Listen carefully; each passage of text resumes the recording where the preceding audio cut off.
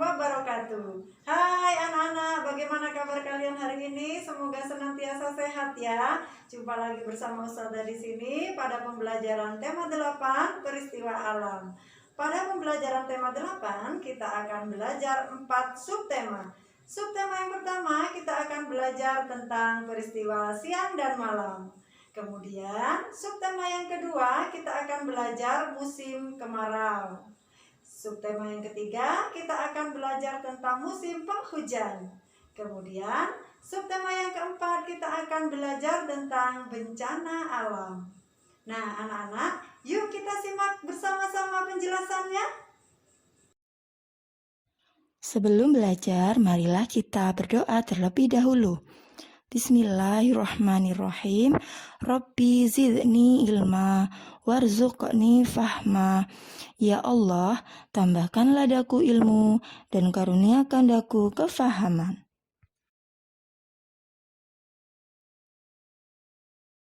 Mari belajar kosakata tentang peristiwa siang dan malam. Simaklah teks yang akan dibacakan Ustazah berikut ini. Setiap hari terjadi siang dan malam. Siang hari keadaan terang, matahari memancarkan sinarnya. Saat siang hari, panas matahari akan terasa di kulit kita. Malam adalah keadaan saat matahari sudah terbenam. Keadaan malam hari gelap. Pada malam hari, kita dapat melihat bulan dan bintang. Bintang dapat memancarkan cahaya sendiri. Sinar bintang terlihat berkelap-kelip. Pada teks di atas kamu dapat menemukan kosakata yang berkaitan dengan siang dan malam. Misalnya terang, gelap, matahari, bintang, dan bulan. Mari belajar membuat cerita dari gambar berseri. Berikut langkah-langkah membuat cerita dari gambar berseri. Yang pertama, perhatikan gambar satu persatu dengan seksama, kemudian buatlah kalimat dari setiap gambar. Lalu, rangkailah kalimat yang telah dibuat menjadi sebuah cerita yang padu. Seperti gambar berikut, Siti memandang bulan dan bintang dari jendela pada malam hari. Siti makan malam bersama keluarga. Siti belajar bersama ibu. Siti berdoa sebelum tidur. Jika dirangkai menjadi sebuah cerita, maka berikut contohnya. Siti memandang bulan dan bintang di malam hari. Kemudian Siti makan malam bersama keluarga. Siti selalu belajar bersama ibu. Selesai belajar, Siti tidur dan tak lupa berdoa sebelum tidur.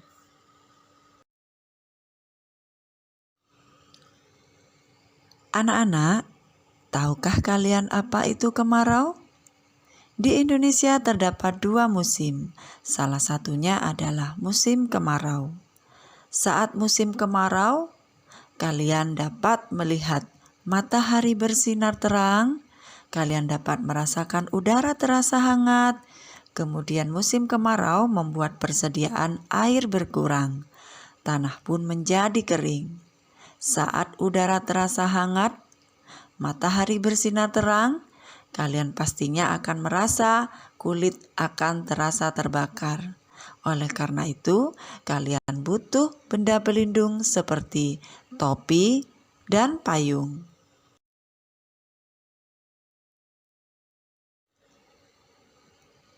Di musim kemarau, persediaan air berkurang. Walaupun begitu, kita harus tetap menyiram tanaman kita agar tidak mati. Perhatikan percakapan Dayu dan Siti berikut ini.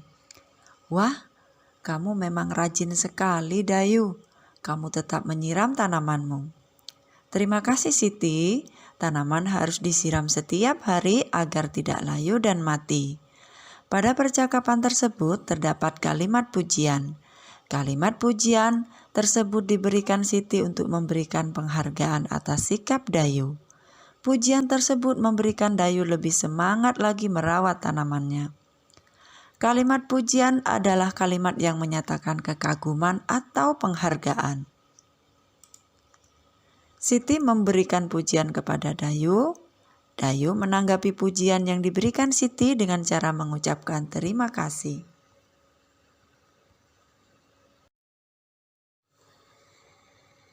Selain musim kemarau, ada juga musim penghujan. Keadaan saat musim penghujan, sinar matahari tertutup awan. Langit terlihat mendung, hujan pun sering turun. Payung dan jas hujan menjadi benda yang sangat penting untuk dibawa untuk melindungi kita dari hujan.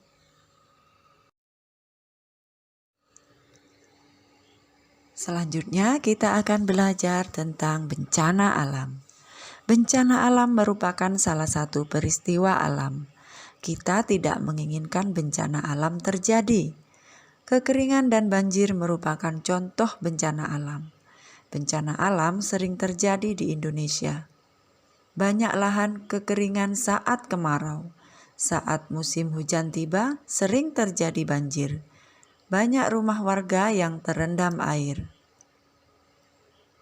Warga yang tertimpa bencana memerlukan bantuan. Banyak bantuan yang datang untuk menolong. Warga sangat berterima kasih atas bantuan tersebut. Bantuan tersebut dapat meringankan beban mereka.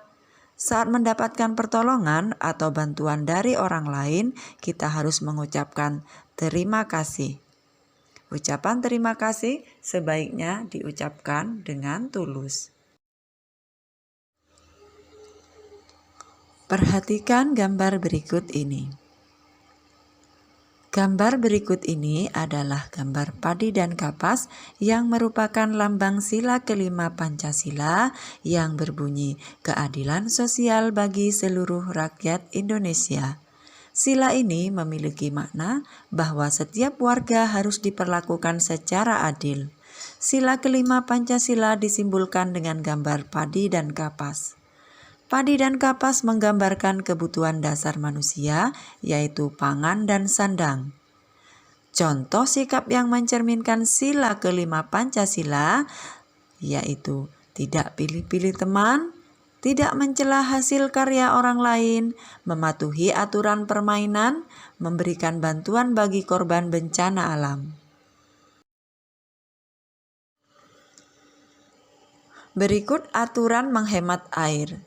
Pada musim kemarau, hujan jarang turun. Hal ini menyebabkan sumber air mulai kering. Persediaan air bersih pun mulai berkurang. Amati aturan di rumah Siti untuk menghemat air bersih. Yang pertama, Siti menyiram tanaman menggunakan bekas air cucian beras. Kedua, setelah digunakan keran air ditutup dengan rapat. Yang ketiga, menaburkan kompos daun di sekitar tanaman. Kompos akan menyimpan air lebih lama. Keempat, mematikan keran saat menyabuni piring. Berikutnya adalah aturan makan di rumah. Ada aturan sebelum makan, saat makan, maupun setelah makan. Aturan sebelum makan antara lain sebagai berikut: mencuci tangan dengan sabun, berdoa sebelum makan. Kemudian aturan saat makan antara lain sebagai berikut: makan tidak boleh berbunyi. Sesudah makan jangan lupa mencuci piring dan merapikan alat-alat makan. Berkumpul bersama anggota keluarga di rumah merupakan hal yang menyenangkan. Kita dapat melakukan hal-hal yang bermanfaat bersama dengan keluarga. Kemudian, kita dapat bekerja sama untuk menyelesaikan tugas rumah. Karena manfaat kerjasama adalah dapat meringankan beban pekerjaan. Pekerjaan pun lebih cepat selesai dengan bekerja sama. Selain itu, kerjasama dapat menambah keakraban di setiap anggota keluarga. Berikut contoh kerjasama yang dapat dilakukan di rumah. Misalkan, rumah Edo bocor saat hujan. Ayah akan memperbaiki atap rumah. Edo dan ibu membantu memegang tangga agar ayah tidak terjatuh. Kedua, rumah Beni kebanjiran. Setelah air surut, Beni membantu ibu mengepel lantai. Ayah membantu mengangkat barang-barang yang terendam air. Dengan begitu, pekerjaan akan terasa lebih ringan dan cepat selesai. Nah, anak-anak, Selanjutnya kita akan belajar menggunakan alat ukur panjang tak baku. Setiap benda memiliki panjang masing-masing.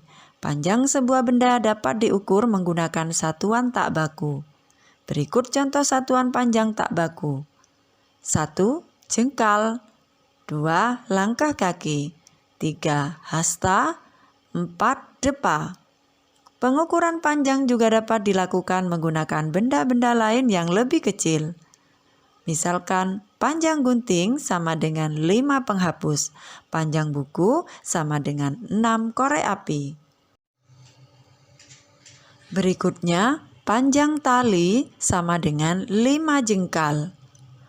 Panjang ruang kelas sama dengan 14 langkah. Panjang sapu sama dengan 3 hasta. Dan panjang papan tulis sama dengan 3 depa. Berikutnya kita akan belajar membandingkan dan mengurutkan panjang benda. Yang pertama, panjang penghapus sama dengan 5 klip kertas. Yang kedua, panjang pensil sama dengan 10 klip kertas. Yang ketiga, panjang krayon sama dengan 7 klip kertas. Berdasarkan hasil pengukuran tadi, kita dapat menuliskan beberapa perbandingan sebagai berikut. Penghapus lebih pendek dari krayon. Penghapus lebih pendek dari pensil. Krayon lebih pendek dari pensil. Krayon lebih panjang dari penghapus. Pensil lebih panjang dari penghapus. Pensil lebih panjang dari krayon. Urutan benda dari yang terpanjang adalah pensil, krayon, penghapus. Sedangkan urutan benda dari yang terpendek adalah penghapus, krayon, pensil.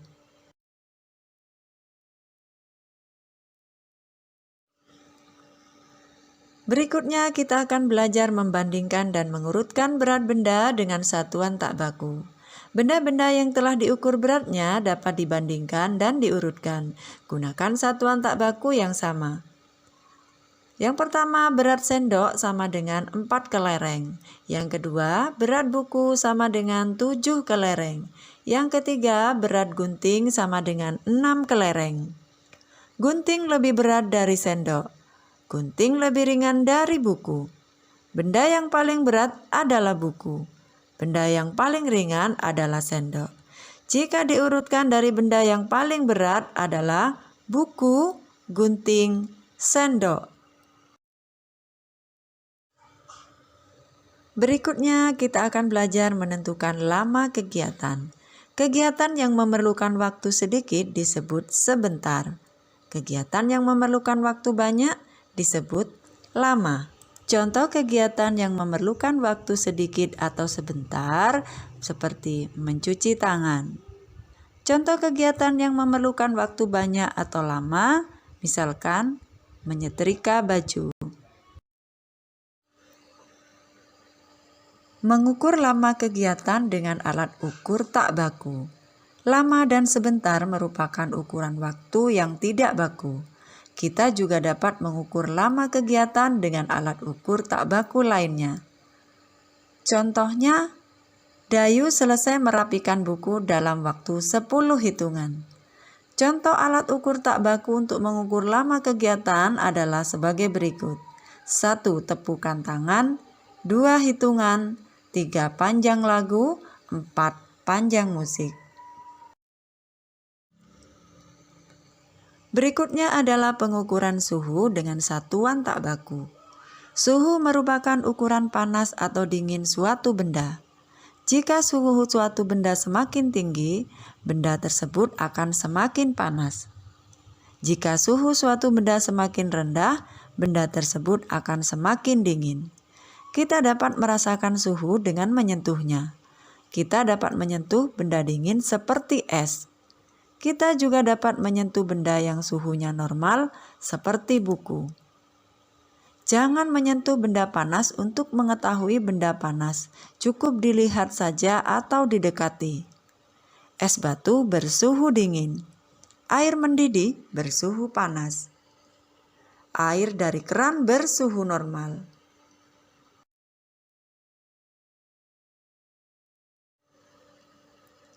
Anak-anak, pernahkah kalian menyanyikan sebuah lagu? Pada sebuah lagu ada nada tinggi dan ada nada rendah. Nada merupakan bunyi yang beraturan. Syair lagu harus diucapkan sesuai dengan tinggi rendah nada. Dengan demikian, lagu akan terdengar merdu. Sebuah lagu dapat mengiringi gerak anggota tubuh sehingga menjadi rangkaian gerakan tari seperti berikut ini. Gerakan melambaikan tangan, gerakan melompat, dan gerakan memutar badan. Gerak tubuh tersebut dapat digabungkan menjadi sebuah gerak tari. Gerak tari dapat dilakukan secara cepat, sedang, atau lambat. Gerakan-gerakan tersebut disesuaikan dengan cepat lambat irama lagu. Selanjutnya kita akan belajar membuat karya dengan teknik konstruksi. Apakah teknik konstruksi itu? Yaitu menyusun beberapa benda menjadi benda baru. Ayo membuat perahu mainan dari barang bekas. Kalian bisa sediakan bahannya, yaitu 2 botol bekas air mineral, kardus bekas, isolasi, potongan bambu, dan krayon. Berikut langkah-langkahnya. Yang pertama, potong kardus menjadi bentuk persegi, hiasi dengan warna krayon, kemudian tempel 2 botol di bagian yang lain dengan menggunakan isolasi. Potong lagi kardus dengan bentuk segitiga dan rekatkan potongan dengan bambu menyerupai bendera. Nah, perahu mainan sudah siap berlayar. Silakan kalian bisa mencobanya di rumah. Contoh karya seni rupa yang lain bisa dibuat dari bahan tanah liat. Tanah liat merupakan salah satu bahan lunak. Tanah liat sering digunakan untuk membuat karya seni. Tanah liat mudah dibentuk. Tanah liat juga banyak ditemukan di sekitar kita. Cara membuat karya dari tanah liat yaitu dengan cara menekan dan membentuknya menggunakan tangan. Contoh bentuk karya seni yang terbuat dari tanah liat yaitu vas bunga, hiasan, guci, dan topeng. Nah, itu tadi penjelasan materi tema 8, subtema 1, 2, 3, dan 4. Mudah-mudahan bisa dipahami ya anak-anak ya. Dan jangan lupa senantiasa lakukan kebiasaan baik di rumah, yaitu sholat 5 waktu, murojaah, sayang kepada adik dan kakak, senantiasa membantu orang tua, rajin berolahraga, dan jangan lupa berinfak. Sebelum Ustazah akhiri pembelajaran ini, marilah kita berdoa terlebih dahulu. Subhanakallahumma wa bihamdika asyhadu an la ilaha illa anta astaghfiruka wa atubu ilaik. Sampai jumpa ya anak-anak ya. Salam sehat untuk kita semua. Wassalamualaikum warahmatullahi wabarakatuh.